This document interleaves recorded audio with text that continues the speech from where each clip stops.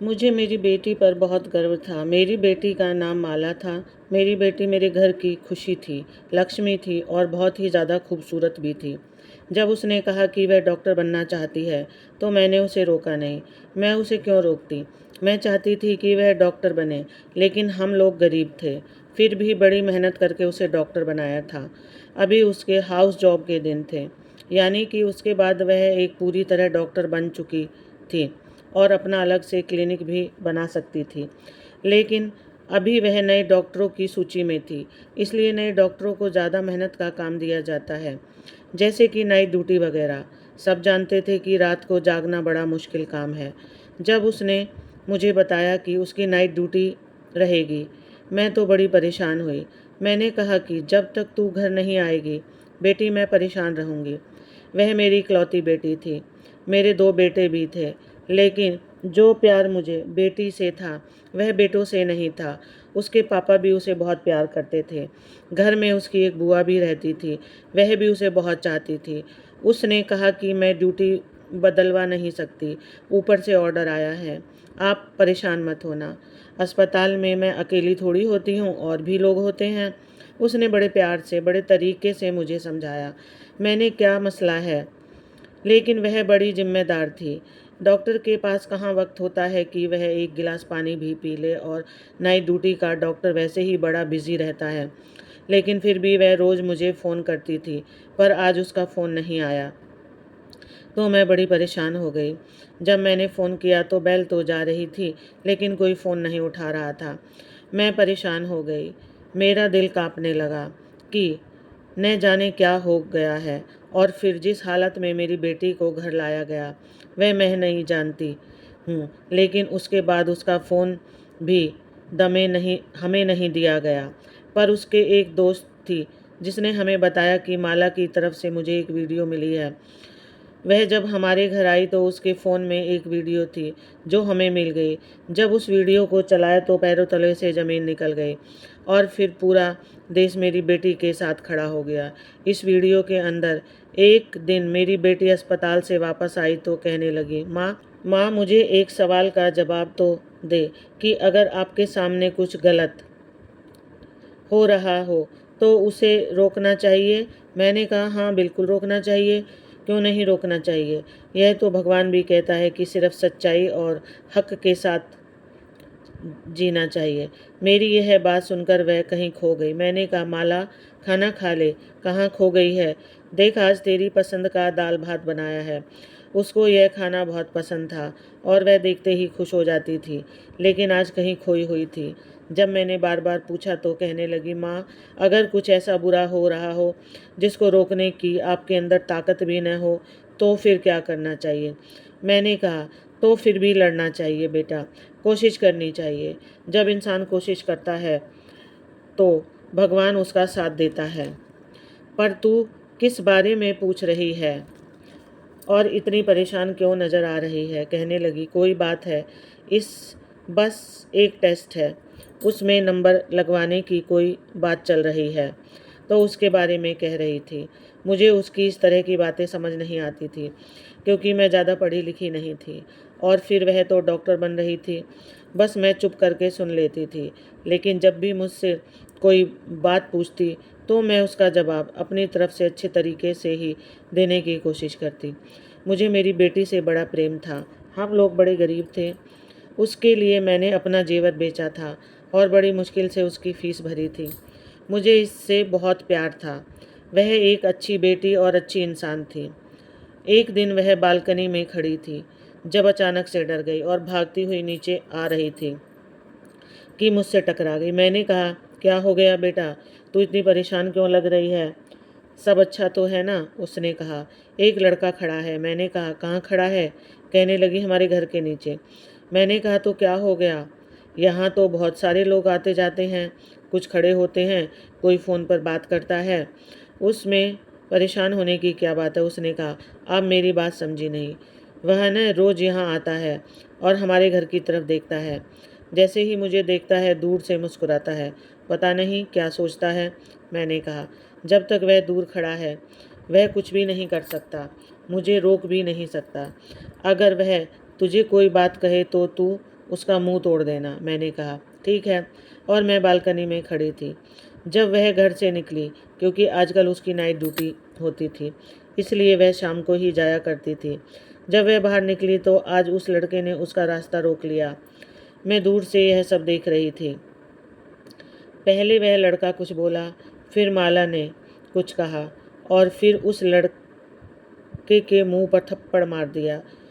वह फिर हाथ रख कर एक तरफ को चला गया और माला अस्पताल के लिए रवाना हो गई। मैं पूरा दिन सोचती रही, यह लड़का कौन था? मेरी बेटी को उसने क्या कहा? आज उसने मुझे फ़ोन भी नहीं किया। वह रोज़ मुझे फ़ोन करती थी।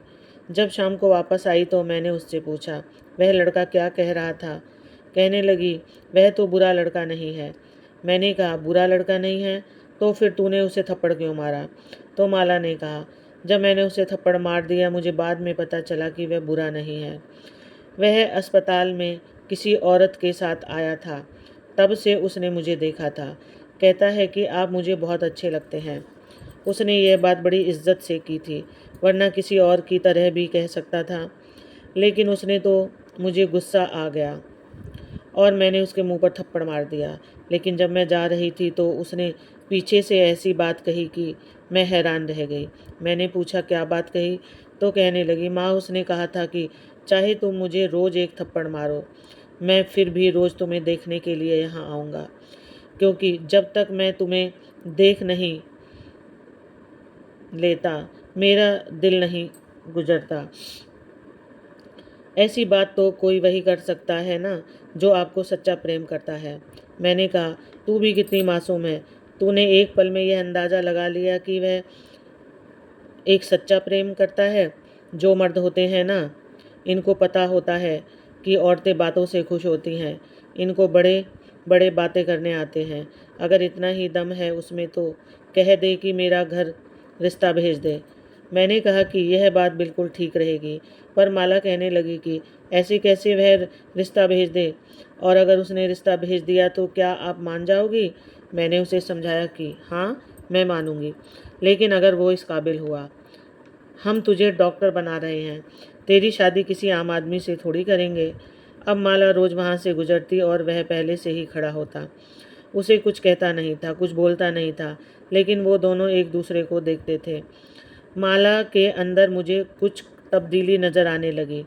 मुझे ऐसा लगता था जैसे वह भी उस लड़के को पसंद करने लगी है, क्योंकि जब वह वहाँ से गुजरती तो उसके चेहरे पर मुस्कान होती थी और आजकल वह काफ़ी तैयार होकर जाती थी। वह जिस अस्पताल में काम करती थी, पहले वहाँ पर पढ़ाई करती थी, इसलिए कभी तैयार होकर नहीं गई। कहती थी कि स्टूडेंट हूँ, स्टूडेंट को मेकअप करने की इजाज़त नहीं है। फिर उसके बाद उसकी आदत बन गई, क्योंकि वहाँ पर ऐसा कोई था नहीं जो उसको जानता नहीं था, तो वह उसके सामने अच्छी दिखना चाहती थी। लेकिन जिसके सामने अच्छी लगना चाहती थी वह घर के सामने ही खड़ा होता था, इसलिए घर से तैयार होकर जाती थी। उस लड़के के बारे में मैंने थोड़ा सा पता करवाया था, क्योंकि वह हमारे घर के सामने खड़ा होता था, तो इतना तो पता होना चाहिए। मैंने अपने छोटे बेटे से पता करवाया था। उसने कहा था कि इसका नाम राम है और यह सामने वाले घर में रहता है।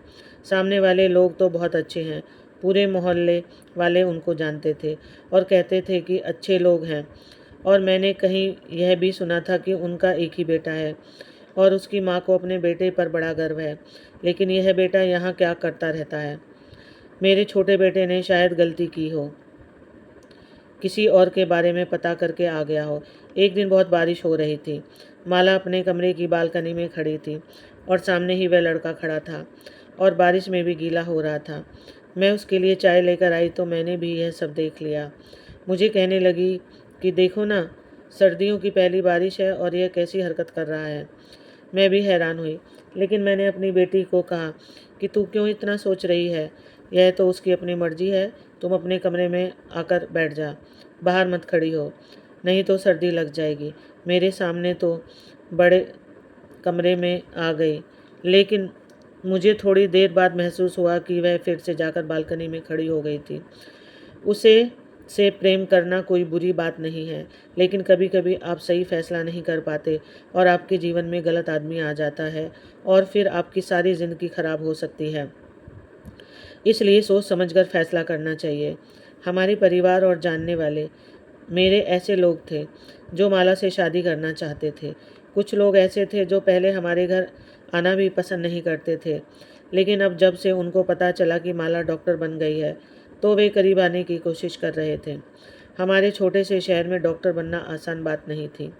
हमारे पास तो वैसे भी इतने पैसे नहीं थे, इसलिए थोड़ा फ़ायदा भी हुआ था क्योंकि माला को स्कॉलरशिप मिली थी, वरना सारी फीस अपने पास से देना हमारे बस की बात नहीं थी। फिर अभी भी हमारे ऊपर बहुत कर्ज था क्योंकि फ़ीस तो हम दे देते थे, लेकिन फिर घर को चलाना मुश्किल हो जाता था और उसके लिए कर्ज लेने पड़ते थे। ऐसे में माला हम सब के लिए हमारा भविष्य थी क्योंकि वह डॉक्टर बनकर हम सब की किस्मत बदलने वाली थी। उसके भाई छोटे थे, बड़े नहीं थे। उसमें ही अपने भाइयों के लिए कुछ करना था। भाई उसके लिए कुछ नहीं कर सकते थे, इसलिए मैं अपनी बेटी को बहुत संभाल कर रखना चाहती थी और यह भी चाहती थी कि उसका जीवन साथी अच्छा इंसान बने, जो उसको हमसे दूर नहीं बल्कि माला से बहुत ज़्यादा प्रेम करे। माला बहुत अच्छी इंसान थी। वह किसी का भी दिल जीत सकती थी, लेकिन सामने वाला भी इस काबिल होना चाहिए। एक दिन वह मुझे कहने लगी कि माँ, मुझे आपसे बड़ी ज़रूरी बात करनी है, जो मेरे बारे में है, मेरे भविष्य के बारे में है, मेरे जीवन साथी के बारे में है। मैंने कहा कि हाँ बोल, तुझे क्या बात करनी है। और मुझे समझ आ रहा था कि वह क्या कहने वाली थी।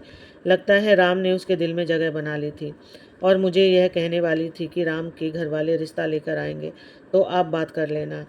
लेकिन बताने से पहले उसने मुझे कहा कि माँ, मेरे दिल में हमेशा जो जगह आपकी और पापा की और मेरे भाइयों की है, वह किसी की भी नहीं है। और मैंने जो बात करनी है वह यह है। वह बोलने लगी कि उसको अस्पताल से कॉल आ गई। जैसे ही उसको अस्पताल से कॉल आती है, वह सब कुछ छोड़कर पहले कॉल सुनती थी।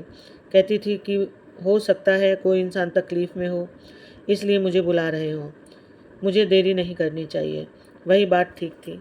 अस्पताल से कॉल थी। वैसे तो उसकी नाइट ड्यूटी थी, लेकिन वह डे ड्यूटी के लिए भी बुला रहे थे। शायद कोई डॉक्टर छुट्टी पर चली गई थी। मैंने कहा कि तू डे ड्यूटी भी करेगी और नाइट ड्यूटी भी करेगी, थक नहीं जाएगी? तो कहने लगी कि एक ही दिन की तो बात है, नहीं थकूंगी, वापस आकर सो जाऊंगी। आप मेरी पसंद का खाना बना कर रखना, मैं कल सुबह सबसे पहले टाइम पर वापस आ जाऊंगी। माँ, मैंने उसे कहा कि ठीक है, अपना मोबाइल वगैरह साथ ले ले और फ़ोन को चार्ज कर लेना और अच्छे से खाना भी खा लेना। तेरे अस्पताल में खाना तो मिलता ही है ना? तो कहने लगी कि हाँ मिलता है। और घर से जा रही थी तो पता नहीं क्यों मुझे अजीब सा लग रहा था। मैंने उसे पुकारना चाहा लेकिन नहीं पुकारा, क्योंकि कहते हैं कि जब कोई जा रहा हो तो उसे पीछे से नहीं बुलाते। उसने कहा था कि ज़रूरी बात मुझे करनी है, वह मैं आपके साथ ही करूँगी, क्योंकि आराम से चलने वाली बात है। आप काम पर चली गई और मैं अपने कामों में लग गई। उसने मुझे दोपहर में एक दफ़ा फ़ोन भी किया और बताया कि सब कुछ ठीक है। फिर उसने मुझे शाम को भी फ़ोन किया और कहा कि बस आज थोड़ा ज़्यादा काम है, लेकिन मैंने खाना खा लिया था। आपने खाना खाया तो है ना? मैंने उसको बताया कि हाँ खाना खा लिया है, बस सोने लगी हूँ। मैं जल्दी सो जाती थी क्योंकि मुझे सुबह जल्दी उठना होता था। उसने कहा कि आप सुकून से सो जाओ, वहाँ सुबह मिलते हैं। मैंने कहा कि ठीक है और मैं सो गई। और मुझे क्या पता था कि इस रात के बाद मुझे कभी सुकून की नींद नहीं आएगी। माला सुबह 9 बजे तक वापस आ जाती थी क्योंकि उसकी शिफ्ट 8 बजे ख़त्म हो जाती थी और अस्पताल में यहाँ तक आने उसे 1 घंटा लग जाता था। जब मैं उठी तो सुबह के 9:30 हो रहे थे।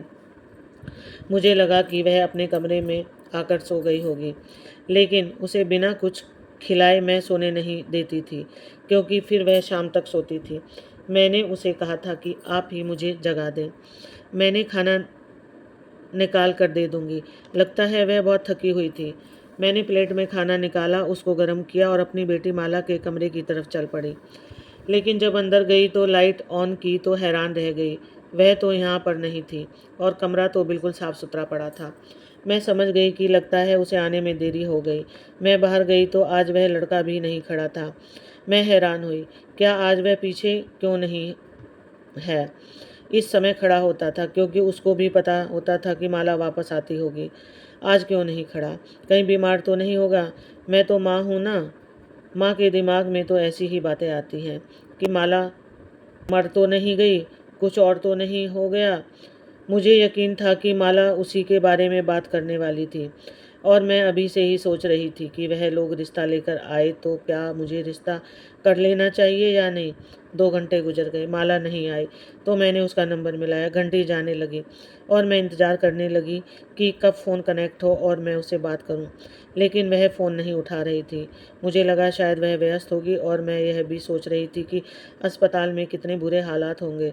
डबल शिफ्ट करवाते हैं, और जब शिफ्ट का समय ख़त्म हो जाता है तब भी उसे वापस नहीं आने देते। कम से कम अब तो उसे वापस भेज देना चाहिए।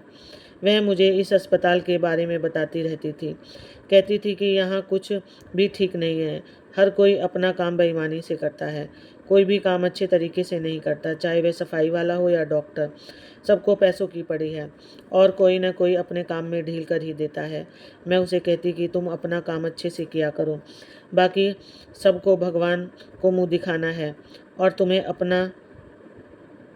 पर वह कहती थी, हाँ, लेकिन उनकी वजह से मेरे काम पर भी असर पड़ता है। मैंने फिर से फ़ोन किया। घंटी जा रही थी, लेकिन फ़ोन नहीं उठा रही थी, और आज तक ऐसा नहीं हुआ। अब मैंने उसकी दोस्त का नंबर मिलाया, वह भी फ़ोन नहीं उठा रही थी। मैं हैरान थी। अब इसके अलावा दो मेरे पास और कोई नंबर नहीं। मैं किसको फ़ोन करती? फिर उसकी दोस्त ने फ़ोन उठा लिया। मैंने कहा, बेटा माला कहाँ है? वह फ़ोन नहीं उठा रही। तो उसने कहा कि हम भी उसे ही तलाश कर रहे हैं। यह बात सुनकर मैं हैरान रह गई। क्या मतलब, तलाश कर रहे हो? क्यों, क्या कहीं गायब हो गई? मुझे लगा कि यह लड़की मजाक कर रही है, लेकिन उसे ऐसा मजाक नहीं करना चाहिए था। उसने कहा, मैं आपको थोड़ी देर बाद फ़ोन करती हूँ। असल में माला कहीं मिल नहीं रही है। मुझे लगा कि अस्पताल बहुत बड़ा है, शायद वह कहीं व्यस्त होगी, मिल जाएगी। आप परेशान ना हो। मैंने कहा, अच्छा, अस्पताल तो बहुत बड़ा है। एक दिन में आप पूरा अस्पताल देख भी नहीं सकते थे, क्योंकि साथ ही कॉलेज भी था। मैंने उसे कहा, मैं थोड़ी देर बाद फ़ोन करती हूँ। वह बोली, ठीक है आंटी। मुझे उसकी बात में परेशानी महसूस हुई। पता नहीं क्या बात थी। मैंने थोड़ी देर बाद फिर से फ़ोन किया और कहा, माला से बात करवा दो। तो उसने कहा, आंटी, बात ऐसी है कि वह मुझे अभी तक नहीं मिली। और अभी यह बात कह ही रही थी कि अचानक से उसके मुंह से चीख निकल गई। हाय, क्या हो गया?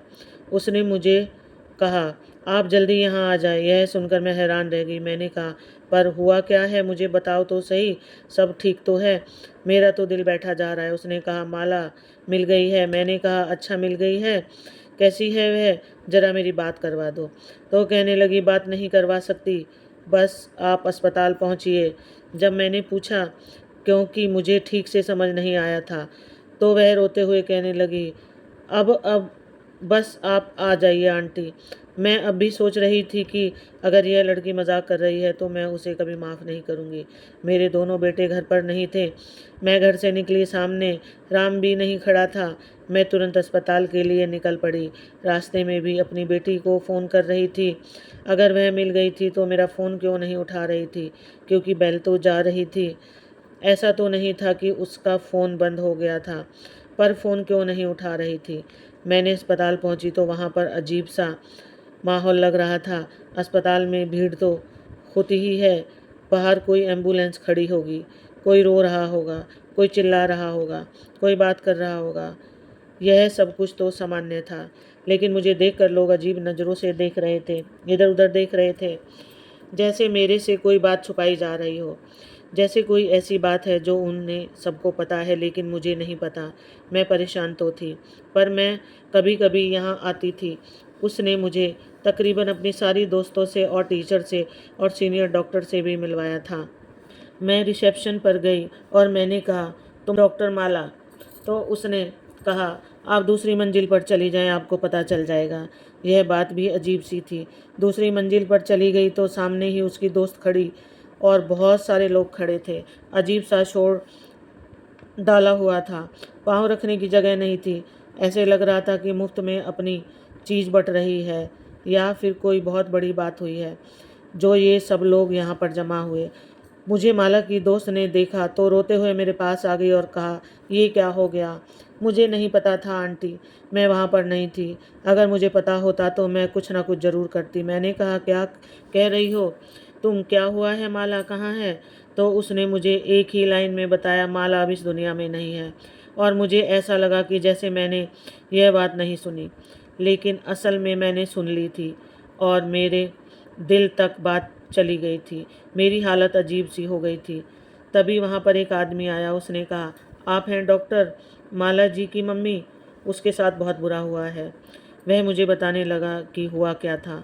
वह मुझे ऐसी ऐसी बातें बता रहा था जो आप अपनी बेटी के बारे में कभी नहीं सुनना चाहती।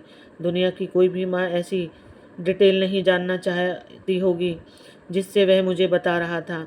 जब उसने कहा कि 20 लोग थे तो मैंने हैरान होकर उसकी तरफ देखा। मैंने कहा, क्या कह रहे हैं आप? 20 लोग थे? मेरी बेटी 20 लोग? वह लोग 20 थे। मेरी बेटी के साथ क्या किया उन्होंने?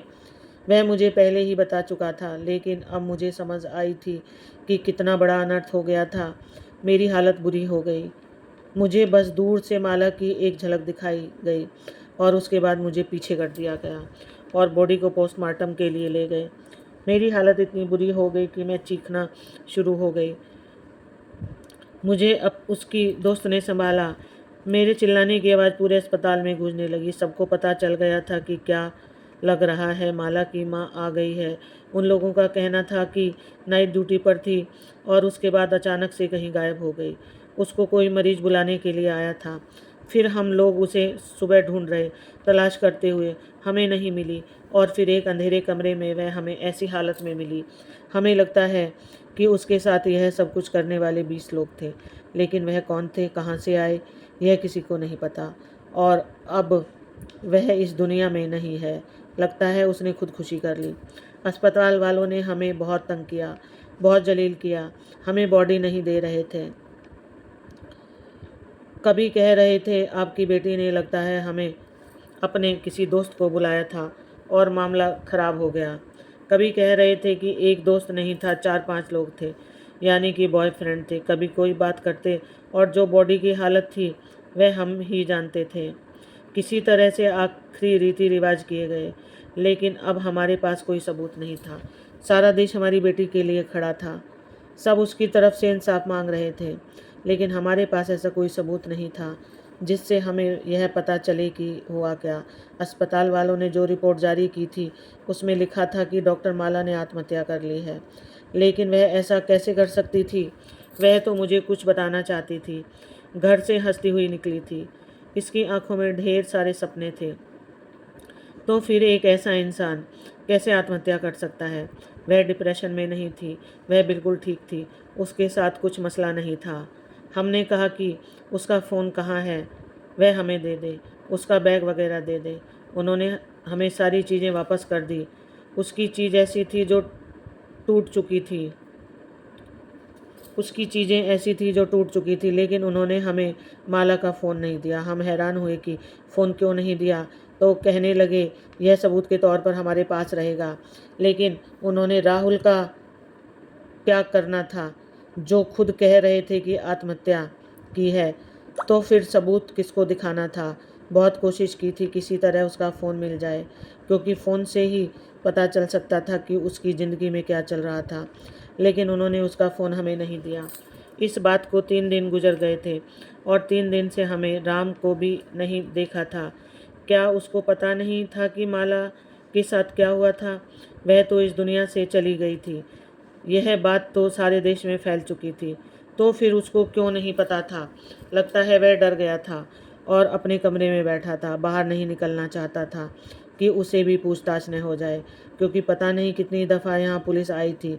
मेरी जो हालत थी मैं नहीं जानती हूँ। एक तो मेरी जवान बेटी, जिसको मैंने मुश्किल से डॉक्टर बनाया, इस दुनिया से चली गई और यह जानती हूँ कि वह कैसे गई। मुझे रातों को नींद नहीं आती थी। मैं पूरी पूरी रात रोती रहती थी। सब लोग इंसाफ मांग रहे थे, लेकिन जो मेरे साथ हुआ था वह कभी ठीक नहीं हो सकता था। मेरी बेटी तो कभी वापस नहीं आ सकती। हमारे घर की लक्ष्मी, मेरी बेटी, इस दुनिया से चली गई। अब उसे कभी वापस नहीं आना था। इंसाफ मिलता तो किसको मिलता? एक माँ के लिए हिसाब क्या हो सकता है? क्या मुझे मेरी बेटी को ही वापस ला कर दे सकता है? एक हफ्ता गुजर गया तो माला की दोस्त अचानक हमारे घर आई। उसने कहा कि मुझे माला की तरफ से एक वीडियो मिली है। उसने कहा कि शायद माला ने उसी वक्त यह वीडियो भेजी थी, लेकिन मैंने नहीं देखी थी। मैं बहुत व्यस्त हो गई थी और डर भी गई थी, क्योंकि मुझे धमकाया गया था और कहा गया था कि अगर कुछ कहा तो अंजाम अच्छा नहीं होगा। उसने बताया, मेरे पास माला की आखिरी वीडियो है। इसके अलावा हमारे पास उसकी कोई याद नहीं थी। वीडियो 45 मिनट लंबी उसने अब तक नहीं देखी, लेकिन मैंने सोचा कि आपको बताना ज़रूरी है। हमने तुरंत वीडियो को टीवी के साथ कनेक्ट किया ताकि सभी लोग देख सकें। सभी माला को देखना चाहते थे, लेकिन जब वीडियो देखी तो हम हैरान रह गए। ऐसा लग रहा था जैसे यह वीडियो उस पल की है जब वह सब लोग वहाँ से चले गए।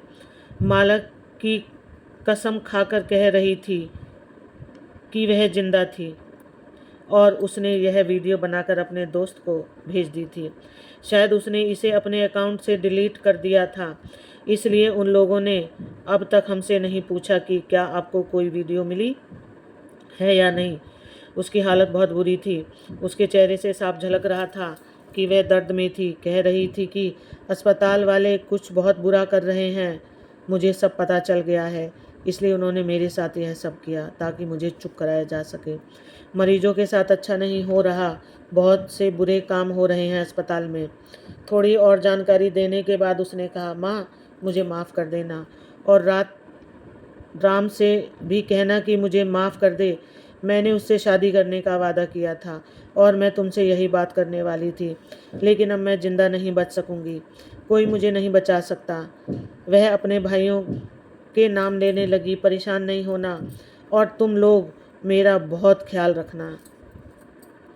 आखिरी में उसने कहा, मैं तुम सबसे बहुत ज़्यादा प्यार करती हूँ। तुम सब मेरे लिए बहुत ख़ास हो। जहाँ भी रहूँगी तुम सबको याद करती रहूँगी। मेरे लिए उदास मत होना। यह वीडियो देखकर मेरा दिल बहुत दुखी हुआ। माला की दोस्त कह रही थी, इस वीडियो का कुछ ना कुछ करके हमें इंसाफ दिला सकते हैं। मैं फिर से इतने बड़े दुख में चली गई थी। एक हफ्ते बाद हमें पता चला कि राम ने आत्महत्या कर ली। जब उसे पता चला कि माला के साथ इतना बुरा हुआ और अब वह इस दुनिया में नहीं है, तो उसने भी जहर खा लिया। उसने अपने आप को ख़त्म कर लिया।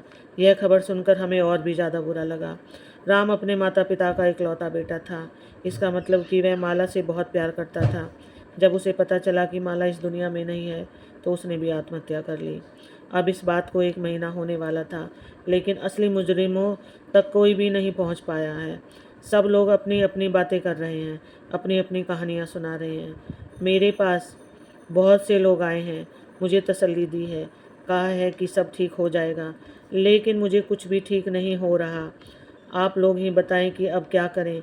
दिन पर दिन गुजरते जा रहे हैं और वह लोग इस सब के लिए ज़िम्मेदार हैं, अभी तक पकड़े नहीं गए। आपको क्या लगता है कि माला को इंसाफ मिल जाएगा? दोस्तों, वीडियो कैसा लगा कमेंट करके ज़रूर बताएं। वीडियो को लाइक और चैनल को सब्सक्राइब ज़रूर करें। अपने विचार कमेंट बॉक्स में ज़रूर लिखें और माला के लिए इंसाफ मांगें।